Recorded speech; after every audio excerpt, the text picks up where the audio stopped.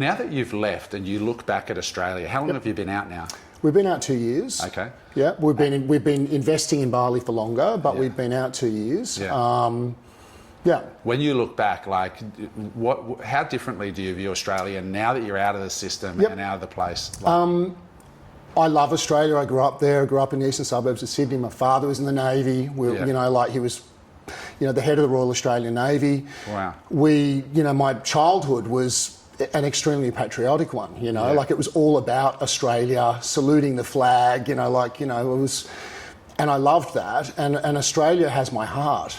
But, for us, when we look back on it now, we can't see ourselves going back anytime soon because we don't feel like anything can change that quickly, So for us, and the reason why I voice so publicly how I'm feeling, it's two-part. It's born from frustration around the fact that governments can make changes to make it easier for the people. They can refocus their energy and their effort. And also, it's to wake people up and say, hey, it's a very big fucking world out there. Am I allowed to swear on this? Yeah, of course. It's a very big world out there. And, there's so many other opportunities. Don't just limit yourself to the town you grew up in. And it's a very Australian thing to be, I grew up here, I will stay, I will fight. You don't need to fight. Yes. You don't need to stay there. There's so much to experience. And now looking back, I feel like it's a very limiting environment. It's a very beautiful place. But I am more excited about my opportunities as an individual and as a family overseas where we can just do so much more. So would you say net you're happier now that you've left? 100%. Like we're literally living our best lives. Like every day is amazing. It feels like we're on holidays genuinely. So it's not like this gap between what we see on Instagram and your real life. It's actually if people saw actually our real life, they would think I was a bit of a wanker, or even more of a wanker. No, well, look, in Australia we had very nice cars. We had $500,000 cars and all that stuff, right? And to be honest with you, that meant a lot to me there.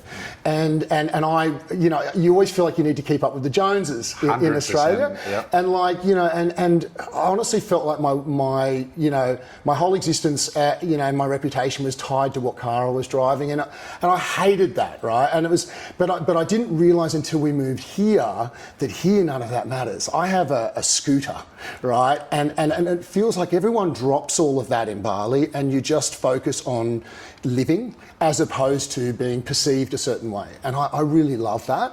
But yeah, here, our life and how we carry out our life is crazy. I mean, I saw you at Nirvana the other day. And 6:30 in the morning. Yeah, and we're in places like that daily, having saunas, steams, massages, all this stuff. That is incorporated into our daily schedule because A, it's affordable, and B, we have the time to do it. And C, it's actually the availability of these crazy progressive wellness concepts are all here in Bali. So our life is nuts.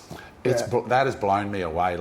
For those of you wondering what we're talking about, there's a place called Nirvana, and I asked my followers, where should I go for health and fitness? And they said Nirvana, Omni, and whatever. And I went there at 6:30 in the morning thinking nobody'd be there, and who's the one guy on the treadmill upstairs?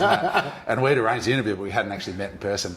And that place, honestly, it just kept going and going. Indoor gym, outdoor gym, cold plunge, different saunas. Yeah. And then I went to Omni, and they've got on-site blood draws and analysis. Yeah. I was just like, what is this place? And more's coming, by the way. More's coming. I hear there's another big super one coming. And the other thing is, everybody at the gym, the dudes are walking around, it's like shirts are uncommon. It's like nobody's wearing a shirt except us old guys. And I'm walking around, I'm going, holy shit, I feel like a fat, lazy pig in here. It keeps you motivated, though. Oh my God, the dudes are ridiculous. The chicks are insane. Yeah. And you immediately, I've reduced how much sugar I'm consuming, how much bread I'm eating. I'm like, I've got to get my shit together here. Yeah. It's so good. And that's what Bali does. So I love that you're happier though, and that's really a key thing, because I think for a lot of Australians, they don't realise the weight of that because we're a small place. I had the same thing. It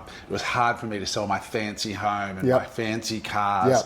Now I don't own a car. I rent a scooter when I come to Bali, and I just feel so much happier and so much lighter and far more able to notice the world that I'm in and connect with people, because I'm not just always in my head solving tax problems or figuring out how I'm going to pay for the next thing.